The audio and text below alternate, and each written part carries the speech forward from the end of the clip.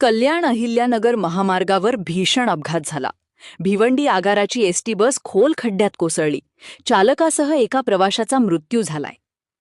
कल्याण अहिल्यानगर महामार्गावर बेल्हेजवळ रविवारी भीषण अपघात झाला. भिवंडी एसटी आगाराची शेवगाव भिवंडी ही बस अचानक नियंत्रण सुटल्याने रस्त्यालगत खोल खड्ड्यात जाऊन कोसळली.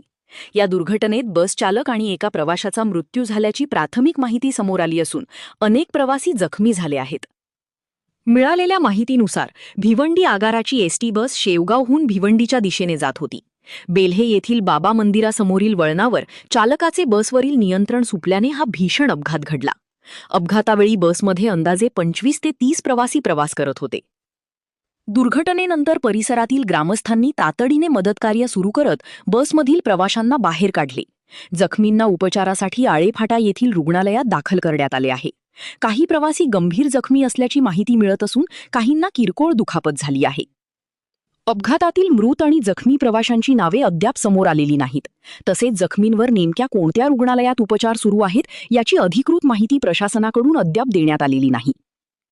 या भीषण अपघातामुळे परिसरात मोठी खळबळ उडाली असून पोलिसांनी घटनास्थळी धाव घेत पुढील तपास सुरू केला आहे.